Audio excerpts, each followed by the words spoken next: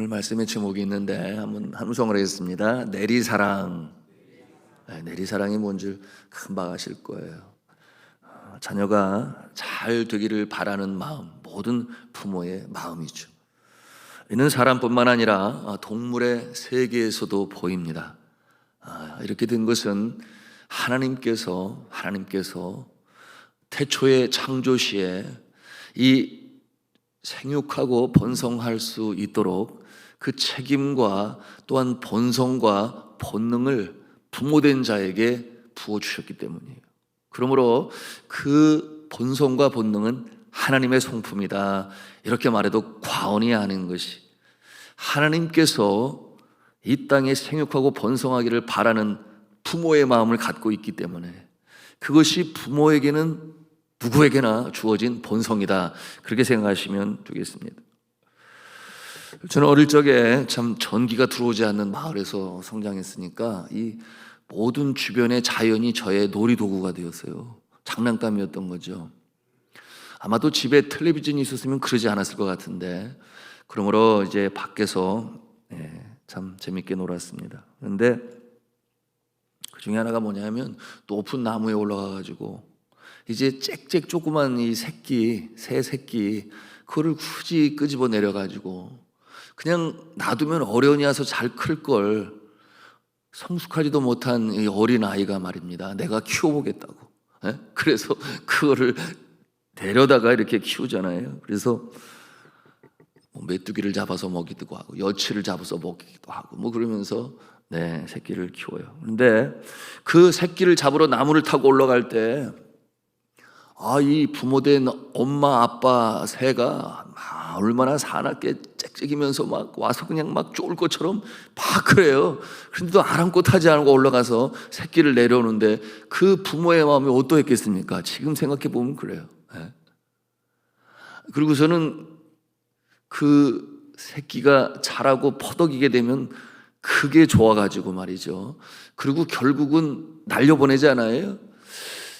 다시 날아가서 엄마를 만났는지 아빠를 만났는지 저는 신경을 안 쓰고 여하튼 날려보냈는데, 지금 생각해 보니까 참 몹쓸 짓을 한 거예요, 그 부모의 마음에는 말입니다.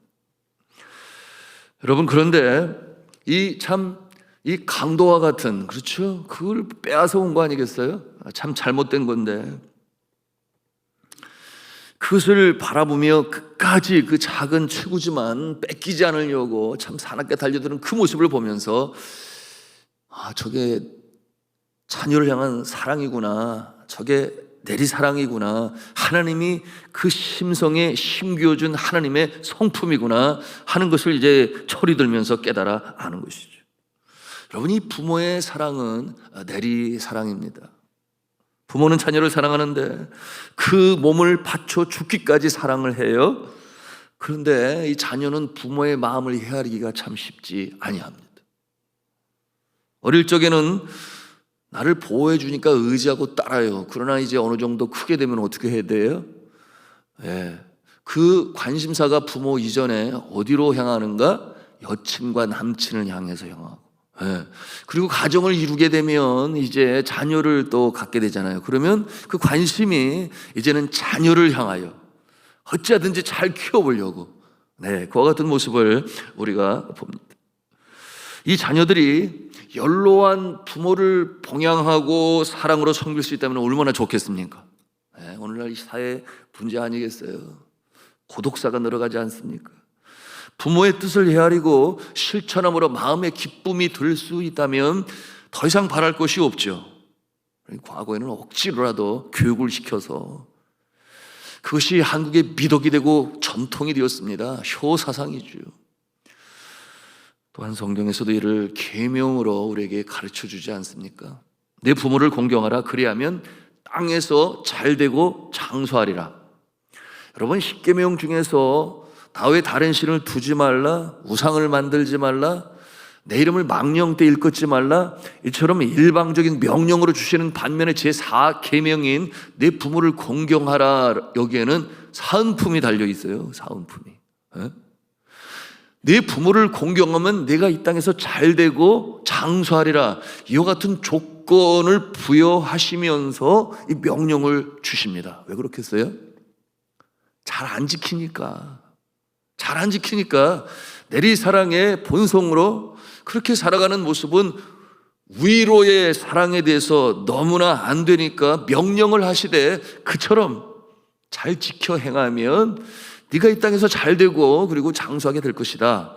이와 같은 하나님 아버지의 마음으로, 십계명으로 우리에게 주신 것이죠. 제가 이렇게 길게 부모 사랑, 내리사랑에 대해서 말씀을 드리는 이유가 있습니다. 그것은 바로 사도 바울의 마음이 그러하기 때문이에요. 여러분, 사도 바울은 가족이 없어요. 자녀가 없어요. 내리사랑이 어디로 갔겠습니까? 그가 복음 전하여 예수 믿고 주의 은총의 자리에 들어온 자를 볼 때 그 모습이 자신의 자녀였어요. 그러면 그 내리사랑으로 그 구원받지 못한, 그러나 구원받아 주 앞에 돌아온 그들을 향한 사랑이 절절 넘쳤습니다.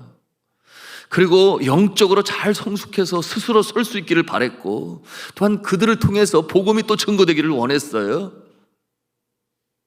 이와 같은 모습을 통해서 우리가 내리사랑을 보는 것입니다. 우리 14절 말씀을 함께 보기를 원하는데요, 같이 읽겠습니다. 시작. 보라, 내가 이제 세 번째 너에게 가기를 준비하였으나 너에게 폐를 끼치지 아니하리라. 내가 구하는 것은 너희의 재물이 아니요 오직 너희니라. 어린아이가 부모를 위하여 재물을 저축하는 것이 아니요 부모가 어린아이를 위하여 하느니라. 아멘. 이 모습을 통해서 우리는 무엇을 봅니까? 우리 자신의 삶 가운데 아직 성숙하지 못한 이 자녀들을 향한 부모의 마음이 그렇지 않겠어요? 어찌하든지 잘 크기를 바라고 건강하기를 바라고 기왕이면 공부도 잘해서 취직도 잘하고, 그게 다 누구 때문이에요? 나의 기쁨이 될 수 있겠으나 내가 더 이상 이 땅에 거할 수 없어 두고 떠날 때 그 이후로도 복되게 살기를 바라는 부모의 마음 아니겠습니까? 여러분, 이 자녀들의 이 성숙한 모습 방문할 때도 마찬가지겠죠. 저 잘 살고 믿음 안에 살면 더 이상 바랄 것이 없는 거죠. 그래서 바울이 말합니다. 내가 구하는 것은 너희에게 너희의 재물이 아니요 오직 너희니라. 어떠한 조건이 아니라 너희 자체가 믿음 안에 성숙하고 잘 되는 그 모습, 그것 하나만으로도 나는 기쁨이 되겠노라. 다음 절도 마찬가지인데 우리 15절 같이 읽도록 하겠습니다. 시작. 내가 너희 영혼을 위하여 크게 기뻐함으로 재물을 사용하고 또 내 자신까지도 내어주리니 너희를 더욱 사랑할수록 나는 사랑을 덜 받겠느냐. 자녀를 향한 부모의 마음이 그대로 나타나지 않아요? 재물을 줄 뿐만 아니라 그 모든 것 다, 자신의 모든 것을 다 주겠다는 것이죠. 그 끝부분에 뭐라고 그랬어요? 너희를 더욱 사랑할수록 나는 덜 사랑을 받겠느냐? 무슨 말이겠어요? 내가 너희를 이렇게 사랑하면 너희도 내 마음을 그래도 좀 헤아려 주지 않겠느냐? 이와 같은 그 마음의 서운함이 이렇게 배어져 나오고 있어요. 왜냐하면 이 고린도 교회가, 여러분, 10손가락 깨물어 안 아픈 손가락 없다, 그런 말도 있는데, 여러분 10손가락 중에 한 손가락이라도 아프면 여러분 그 몸 전체가 아픔을 느끼지 않아요? 네. 마찬가지로 자녀 가운데 아픈 자녀가 하나 있으면 부모의 마음이 어때요? 더 관심 줘야 하고 안타까운 마음으로 더 사랑을 줘야 하고. 어떤 교회가 그랬다는 거예요? 고린도 교회가. 자신이 그렇게 개척하여 세운 교회인데 정작 고린도 교회는 여러 가지 문제들이, 그 고린도 교회 안에 이 헬레니즘의 기독교와 배치되는 그 같은 사상들이 떠나지를 않아서 마치 아픈 손가락 하나, 아픈 자녀 하나 때문에 그 마음이 힘들고 어려운 사도 바울의 마음이 그대로 절절히 배어나오는 그와 같은 내용이 고린도후서 특별히 12장의 모습인데요. 너희가 그래도 나를 사랑하지 않겠니? 뭐 이런 마음인데, 여러분 유치원 선생님이 쓴 행복이라는 시 아십니까? 예, 여러분 아실 거예요. 내용 중에 두 번이나 반복되어진 친숙한 표현이 있는데 이런 내용이죠. 사랑하는 것은 사랑을 받는 이보다 행복하나니라. 사랑하는 것은 사랑을 받는 이보다 행복하나니라. 그런데 시인은 그렇고 실제 삶 속에 어떠합니까? 사랑을 주다가도 때로 사랑을 받고 싶을 때가 있어요. 언제 그러겠어요? 연인의 관계에 있을 때 그러지 않겠습니까? 그런가 하면 세상 삶의 모습이 다 비슷하지요. 인간관계가 그러합니다. 그런데 자녀를 향한 부모의 마음은 달라요. 그래서 내리사랑이라고 하는데요, 늘 주고도 더 줄 것이 없어서 마음 아파하는 것이 부모의 마음이요, 본성이요, 본능 아니겠습니까? 그것이 하나님의 성품이라고 그랬어요. 특별히 이 세상을 떠날 때쯤 되면 더 주고 갈 것이 없어서, 어느 부모는 그렇게 물려주었다고 그러는데 나는 줄 것이 없어. 그래서 마음이 아픈 것이 부모의 마음인 것입니다. 바울은 고린도 교회의 설립자였으나 이 고린도 교회로부터 어떠한 물질적인 도움을 받지 아니했어요. 이는 그가 나중에 그 교회에 보낸 디도도 마찬가지였어요. 17절과 18절 말씀 우리가 보기를 원합니다. 같이 읽습니다. 시작. 내가 너에게 보낸 자 중에 누구로 너희의 이득을 취하더냐? 내가 디도를 권하고 함께한 형제를 보내었으니 디도가 너희의 이득을 취하더냐? 우리가 동일한 성령으로 행하지 아니하더냐? 동일한 보조로 하지 아니하더냐? 여러분, 이 사도 바울은 복음을 전함에 필요한 것을, 예를 들어서 섬김을 다했던 빌립보 교회와 같은, 그런가 하면 스스로가 텐트를 만들면서 여하튼 복음을 전했지만 정작 고린도 교회를 통해서는 그가 그렇게 지원을 받지 아니했어요. 앞서 말씀드린 것처럼 그저 10손가락 중에 아픈 한 손가락 같은 모습이 바로 고린도 교회였던 것이었습니다. 여러분 자녀 가운데도 그와 같은 모습이 있을 수 있어요. 그런데 이 사도 바울은 부모의 마음이 되어서 안타까움에 더 관심과 더 사랑을 주어서 어쩌든지 이 고린도 교회가 성숙하기를 바랬던 그 마음, 이제 오늘 고린도 후서를 통해서 우리가 대하는 것입니다. 그런데 이처럼 사도 바울이 이 물질에 관한 부분으로 언급하고 있는 내용에는 이유가 있는데요, 그 내용이 무엇인가 하면 바로 그들 가운데 있음으로 말씀으로 전하고 그들을 가르친다고 하는 소위 큰 사도로 표현을 하고 있어요. 슈퍼 아포스톨, 이러한 단어를 사용하는데요, 이것은 실제로 베드로나 요한이나 안드레 그런 자들을 말하는 것이 아니라 그들 중에 있으면서 소위 그들 자칭 사도라고 일컫는, 그러므로 사람들의 관심과 그 세인들의 주목을 받고 있는 그들을 향하여 큰 사도라, 그렇게 사도 바울이 표현하고 있으니 그것이 긍정적인 표현이 아니라 부정적인 표현이다. 그들은 거짓 사도였죠. 당시 그리스 문명을 가르치는 자들은 강연을 통해서 설교를 했습니다. 그 대가로 물질을 받으면서 또한 생계를 유지했습니다. 이 도시 저 도시로 돌아다니면서 그러한 삶을 살았어요. 그들이 고린도 교회 안에 머물면서 가르칩니다. 뛰어난 논리와 수사학을 가지고 때로는 감동을 주고 웃기기도 하고 울리기도 하면서 가르치는데, 그런데 사도 바울이 바라보는 그들의 모습은 그렇게 좋아 보이지가 않아요. 왜냐하면 삶의 실천과 헌신이 없는 것입니다. 그저 뛰어난 논리와 수사로 사람의 마음을 쥐었다 놓았다, 그 순간은 감동을 주지만 그러나 정작 부모와 같은 모습이 없으니 어떠한 모습이 없는 거예요. 복음으로 성장시키기 위한 섬김과 돌봄과 양육과 헌신과 인내가 없어요. 그럴 이유도 없지요. 그러니 그 모습은 마치 사꾼 목자의 모습이었던 것입니다. 그런데 고린도 교회 교인들이 거기에 시선을 빼앗기고 거기에 마음을 빼앗기고, 이들을 가리켜서 사도 바울은 뭐라고 안 좋게 표현하는가? 앞에서 말씀드린 대로 큰 사도다. 오늘날로 표현하면 주의 큰 종, 주의 큰 사자. 오늘 본문에 사도 바울이 쓴 표현이 긍정적인 모습은 아니다 말씀을 드렸습니다. 왜냐하면 그에 대한 대가로 명예와 돈을 챙기는 것입니다. 사도 바울이 그 모습을 비판하면서 11절 후반부에 뭐라고 표현하고 있는가? 내가 아무것도 아니나 지극히 크다는 사도보다 조금도 부족하지 아니하니라.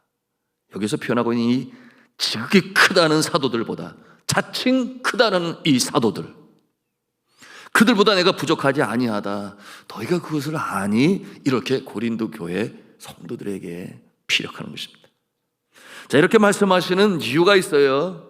그들이 나보다 더 위대해 보일지 모른다. 강의가 좋고 설교가 감동적이고 말씀에 능력이 있다. 그런데 빠진 것이 있다. 진정한 사도에게 있어야 할 것이 없다. 그런데 그것이 나에게는 있다 하는 것입니다. 그것이 12절의 말씀인데 우리 같이 12절 말씀을 읽도록 하겠습니다. 시작. 사도의 표가 된 것은 내가 너희 가운데서 모든 참음과 표적과 기사와 능력을 행한 것이라. 여러분, 진정한 사도, 참 전도자는 어떠한 모습이어야 하는가? 한 번 또는 두 번의 강연으로 명설교로 되어지는 것이 아니다. 그때는 감정적으로 감동이 되고 뜨거워질 수 있어요. 그러나 정작 평생 내가 이 세상 떠나 주님께로 가는 그날까지 함께 자랑하고 격려하고 위로하고 함께 웃고 함께 울고, 여러분, 삶으로 함께 살아가야 할 영적인 스승이요. 여러분, 그 모습이 담임 목사가 될 수도 있고 교역자요, 장로님이요, 선교사요, 또는 구역장이 될 수도 있습니다. 여러분, 이와 같은 모습을 통해서 이 본질이 무엇인가를 사도 바울은 우리에게 전해주고 있는 것이에요. 그러므로 이 성도를 양육하고 말씀을 준비하고 복음을 전하고 사랑으로 섬기고 여러 가지 어려운 풍파와 사람들부터 마음 상하는 일들이 있지만 그럼에도 불구하고 어떻게 한다는 거예요? 참고 견디고 인내하고 하는 이와 같은 영성의 소유자, 사역 가운데서 사람의 능력이 아니라 거룩하신 하나님의 능력으로 나타날 수 있는 모습이 참 사도요, 전도자요, 지도자요, 인도자다 하는 것을 오늘 사도 바울은 이 말씀을 통해서 우리에게 보여주는 것입니다.